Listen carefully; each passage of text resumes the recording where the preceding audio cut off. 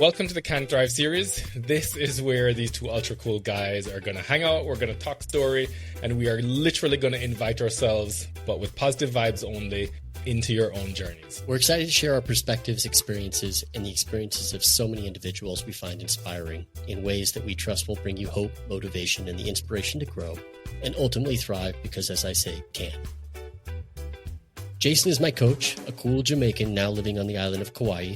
He has launched a coaching platform that blends a scientific approach, drawing from his PhD and background as a former biomedical researcher and medical communications consultant. Jason's now a highly regarded fitness specialist and coach. He focuses on tapping into his clients' sense of strength as they physically and mentally transform and thrive. Yeah, it's true. I am Andy's coach. This guy isn't an entrepreneur. He's the founder of a local Kauai apparel brand known as Can Period, which is really rooted in the principles of positive psychology. He's also a dedicated nonprofit fundraiser with a background as an elite endurance athlete and somebody who cherishes all the endorphins that are downstream of really challenging physical activities, usually very, very cardio focused. But he's super committed to continually improving in all aspects of his life, and more importantly, in helping others to discover their own spirit of Can. All right, guys, welcome to literally the first episode of the Can Thrive series. I'm here with Andy. It's been a while since I've seen him during a coaching session. Hey, Andy, great to see you. Good to see you. All right. Awesome. Yeah. So for the first episode, we're going to tackle the topic of well-being, which is sort of my world all day long. And, so I have a pretty solid sense of how I define that term. But before we jump in there, I'm curious, Andy, how do you define well-being? It's something I think about a lot, probably. Right.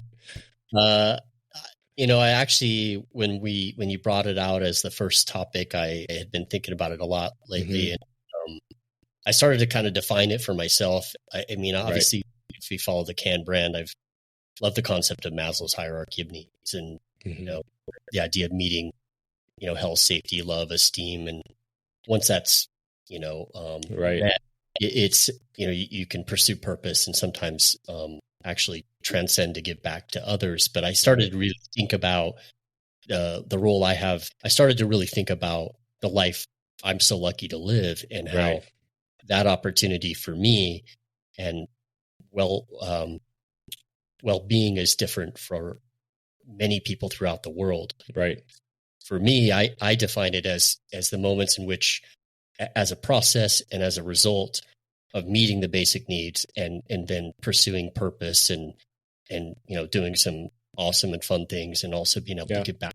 And I think, so I started to realize how grateful I am and how lucky I am that I have, I live in a country that provides through those opportunities. And specifically, I've grown up in a family and with circumstances that have allowed me to almost like pursue the basic needs at many different levels. And so I started to really think about it. I was like, well, in situations like my own, I almost overly pursue those basic needs to the degree that I don't need to, but, because we're by these opportunities to have better and more health, have more safety, have more love and esteem, and in different ways, a lot of them materialistic. I started to think a lot about, man, I really wish that I could pursue it, well-being in a more simplistic way, right? Than just like piling on stuff. Yeah. But and I think I was lucky enough to go on a trip and recently I told the Caribbean, and I don't know the circumstances of the people I saw, but it looked like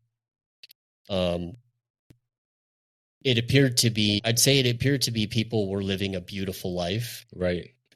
With so much less than I have. Well, it wasn't like I got to interview them or talk to them, but I do think that there's perspective you have to have. And then I think, so I think well-being matters different for everyone, but I do think the formula in which you are pursuing those basic needs and really trying to figure out what they are, and then how do you maximize that at the level you need to be at without overextending, and then finding that purposeful life and being able to do more for yourself and Yeah, family. there's so much in there that you brought out that really ties into the way that I view well-being as well, how I would define it. Before I get into what that is, I'm really curious, anybody out there watching this, like, how would you define well-being? I mean, Andy made a great point that maybe it's a little bit different for everybody, sort of what it means to you. For me, I'm going to take sort of a little bit of a diversion, if you will, and we'll sort of come back full circle, because the way I'm going to look at, for me, well-being is sort of based in how it's been defined by, sort of the founders of positive psychology, if you will. And, Maslow being one of those people that contributed really early on, even at a stage where the idea or the concept of positive psychology wasn't really a fully formed thing. And you mentioned sort of, people that you were around who had less clearly had a sense of well-being that was almost unexpected, right? So they had less of the happy life, the material things of the world, which, yes, does contribute to well-being, sort of that positive emotion, if you will. But there was something deeper. Maybe they were more engaged in things that they were doing.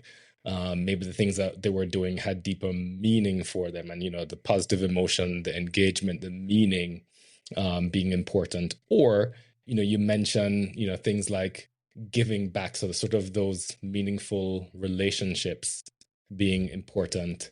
And then, something that I think maybe you and I, not necessarily tunnel vision, focus on, but are aspects of our well-being, is the idea of achievement, and not necessarily materialistic pursuit, but having a sense of accomplishing something, and be it in our careers or whatever. But from an overall, sort of scientific perspective, well-being is most usually defined as some of those, those 5 ingredients: the positive emotions or the happy life, meaning, engagement, those close, meaningful, positive relationships, and a sense of achievement. But yes, going deeper into things like economic security, going back into Maslow's sort of baseline foundational needs. So the, foundational safety, security, economic means, those things are also, super important. And sort of make it a little bit more personable, a little bit more approachable when you think of well-being in those ways. There's more to sort of how I would assign meaning to that word, but I'll pause there again just to see, what you guys think. Does that resonate with you? Are there other aspects to well-being that are meaningful for you that we haven't sort of brought up so far? Andy, what do you think? No, I mean, you make some great points, and I think it's the pursuit is different for everybody, Mm-hmm. and it's.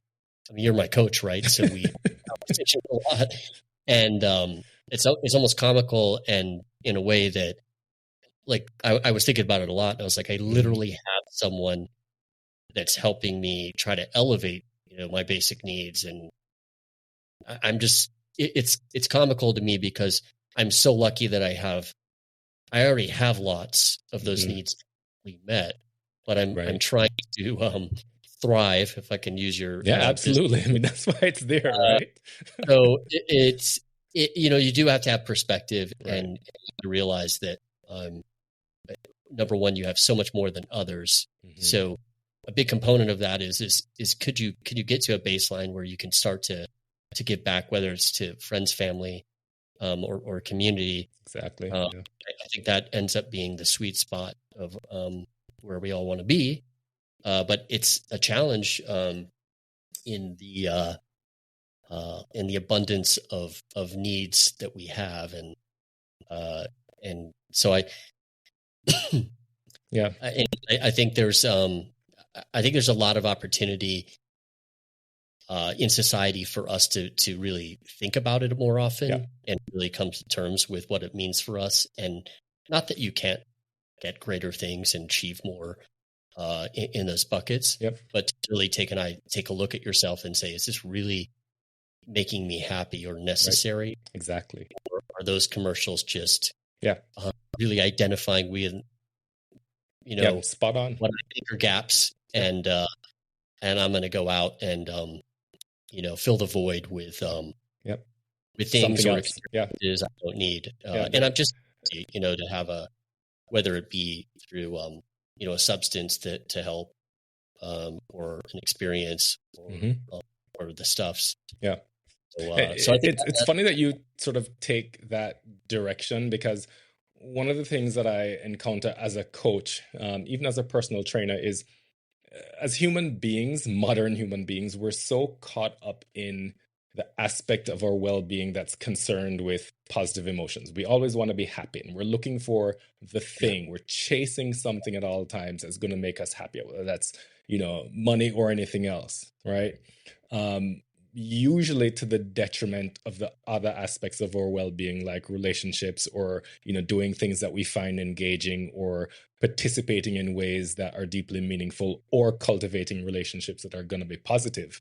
The flip side is you're either sort of caught up there, or a lot of people also get caught up in the achieve, achieve, achieve. Again, sort of depleting their overall resources in a way where they're not giving sufficient energy to other areas that will help them to thrive, right? And I tend to get a lot of people coming to me, looking for that positive emotion, but wanting to engage in something like exercise, or improving their health, or improving their nutrition. Again, other aspects of overall well-being that sort of might get hidden in some ways, but then someone really wants to dive in and sort of pursue that. And sometimes a little bit short-sighted, because of what you're looking for on the other end isn't necessarily, the exercise or nutritional habit improvement for the sake of improving their health, but it's almost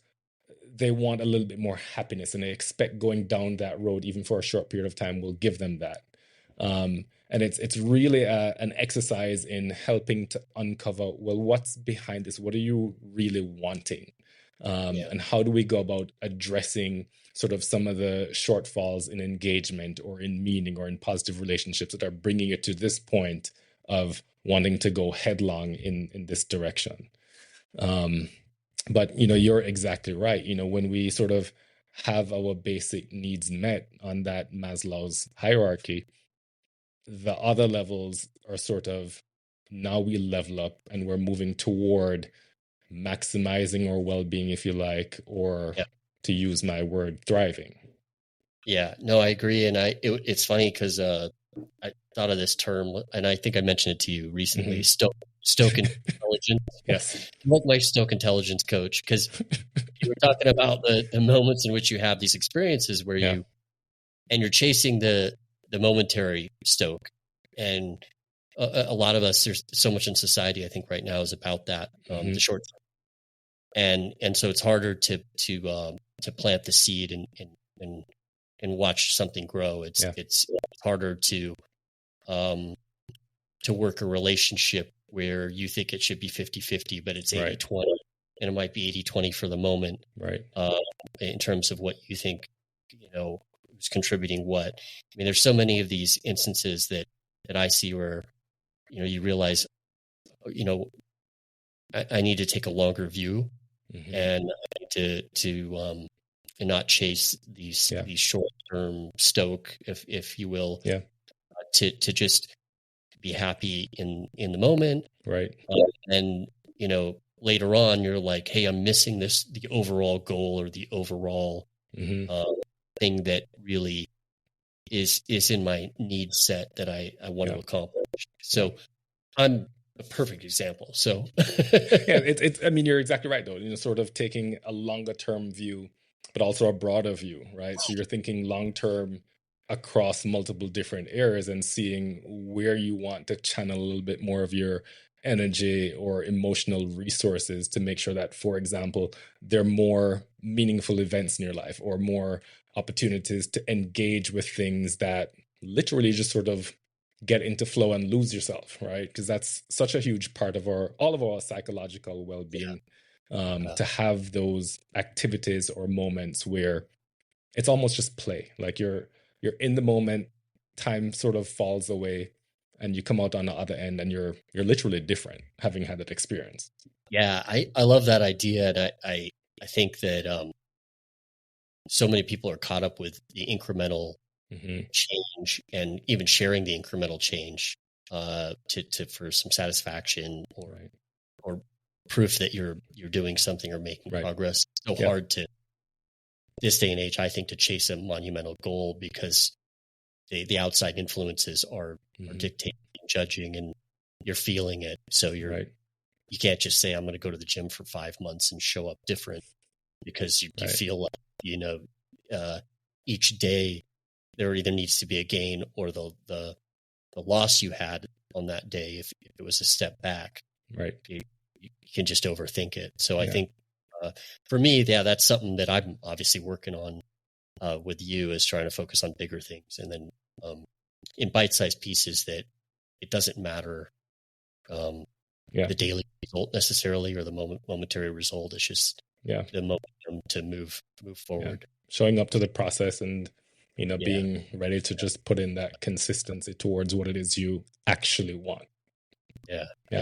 Huge. So having had that sort of back and forth on what is well-being, and noticing that there's so much that contributes to all of us overall being well or thriving, and knowing that pretty much none of those buckets are ever going to be maximally full, and certainly not all full at the same time. It becomes I don't want to use the word balancing, but it becomes a prioritization act in terms of where you channel your energy and why, but also noticing if you feel you're overcommitting in one area, and like really not dedicating time or energy or attention in a direction that will likely be even more meaningful for you. Yeah, and you talk about high performing people, and I that's kind of when you think of what a high performing person is, it can be in all walks of life. It could be an incredible single mom, just crushing it, getting it done every day. I forgot what I was going to say. Yeah. So when I think about high performing people, I mean, really what I'm looking, I mean, you're a great example, right? And like you mentioned, in any area of life, the way I sort of look at that is someone who's invested in a process, someone who has sort of the self-control or the self-discipline, if you will, to recognize incremental progress, to look at a process as learning, not necessarily success or failure. And to understand that by showing up, every day, or showing up at the frequency that is necessary to lead them forward, that's a commitment that they have for themselves. And for me, that's high performance. Yeah. And I think also when I look at high performance, and I appreciate you saying that, and I think of it as a head screw, because I always want those things to all be going well in my life. I look at some high performing people, and I'm like, they don't give a they don't care about some of the basic needs in a way. I mean, not they have them met enough. They're on task. They're focused on some incredible mission, goal, or achievement. And that's kind of a fun, high performing person, and also a rarity, because they're not overthinking all the things in their life. I do think that's typically in younger people, where they're not as aware of what's left in life, and what needs to get done, and you get a little bit more conservative, I think. But I do love the idea of peeling back the onion on high performing people, because you're around quite a few, and some are just completely wired differently, and others it's a daily approach, and it means something different to everyone, and how they're performing, and why they're trying to perform well. So I do think for the coaching thing too, I think it's important people know that. I mean, when we say high performing, it means something different to everybody. Sure. I mean, it's sort of the outside looking in. I mean, we can view someone as high performing based on things that they've accomplished, or based on our perception of what's happening every day in their lives. the truth is a little bit more nuanced. We definitely are not seeing the full picture, and we may be seeing a picture that's intentionally or unintentionally skewed towards showing some things. But the reality is they're still balancing all the same things that we are juggling. But their attention and focus, they may be a little bit more nimble in, sort of assigning time, priority, attention, and energy in those buckets, and being very aware of when it is they need to switch gears and give more or give less in any of those areas. Yeah. And they then, at least appear and probably are truly thriving more. Their overall well-being, if you could score it, is higher. Yeah. It's funny. You really do have to go into, I like following Scott Galloway, and he talks about the idea that, people are like, oh, find what your passion is and you'll be successful and make money. And he's that's true to a lot of billionaires that are saying words that all the things align for them. But for a lot of people, there's time periods in their life where they literally just need to work really, really hard. Right. They're pretty good at something, so they're able to. They don't necessarily love it, but it's really helping them thrive overall in life. And then sometimes 10 years down the road, they're thanking themselves for the sacrifices that they made for themselves and their family, and they're in a pretty good spot. So it's such an interesting thing when you talk about well-being and also thriving at it. Yeah, it's obviously what we're both trying to accomplish, whether through me sharing the brand or you helping people like me. Yeah. And I mean, again, we could probably have this conversation for like 10 more hours, because like we've uncovered, there's so many layers to it. Are there any last words that you have, for anybody that's out there thinking, well, I want to, improve my well-being? What would you say to them as sort of a next step? I would just say that it's an enjoyable experience to chase it. I mean, finding happiness in life is really a significant goal and focus you have to have, and it's not always there, and a lot of that has to do with well-being. Yeah, I would just say that it's worth the pursuit. Right. It's worth the struggle, because when you do find moments of, I'll say moments of well-being, they should be celebrated, and you should thank yourself for all that you've been through to get there. I guess my closing thought, for anybody who is, feeling a little bit deficient overall in their well-being, they're not really feeling like they're heading towards thriving, is give yourself a little bit of credit. Start there. Take a look at the buckets that we've discussed and see, okay, where are you doing relatively well? Not perfect, we're not aiming for that, but what's going well? And then maybe just pause and look at where you want to be doing more or doing better. And, consider building on what's going well, so you get that immediate or at least short-term boost of confidence as you use your strengths in a way that you're already doing well. And then try to start tapping into creativity to identify, well, the things that aren't going as well as I want, how can I look at that differently and use the things that I'm good at to help improve in those areas? And that's going to be a constant sort of iterative process. You're never going to necessarily be at 100% across the board, but if you can use what you're good at to then contribute to the areas where you're wanting more, you're going to come out ahead of the game. The last thing that I'd say is, lean on people around you to give you a little bit of feedback. They might have a perspective that you're not able to identify on your own for where things are going well and where things may be, opportunities for growth. No, I totally love that and agree with it.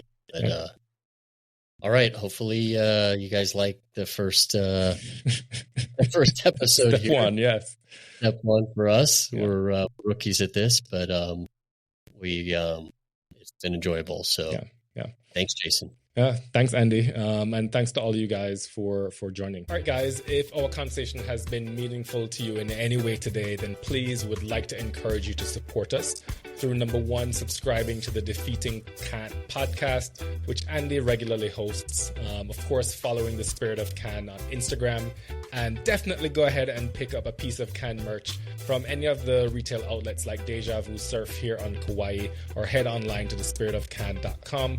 We'll keep those links here below. And be sure to follow Jason on LinkedIn and Instagram accounts and reach out to him by DM with any fitness, lifestyle, or well-being and performance-related questions you have.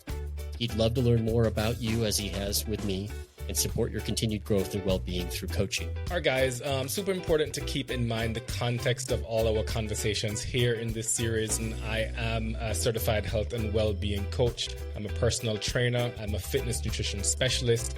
But at the end of the day, I am not a physician. I am not a therapist. I'm not a registered dietitian. So it's really important to keep that in mind and consult with your preferred healthcare provider, whether that be a medical doctor or a therapist, to ensure that your particular needs are being met specifically by a trained professional. And just as Jason mentioned, the discussions and concepts discussed in this podcast are for informational purposes only. If the can't in your mind ever becomes too much, we encourage you to consult with a professional. As I've always said, can't ask for help. You remember this sticker? You've probably seen it in an order or out in the world. We've given away thousands of these, as it's so important that we want you to reach out when you need it.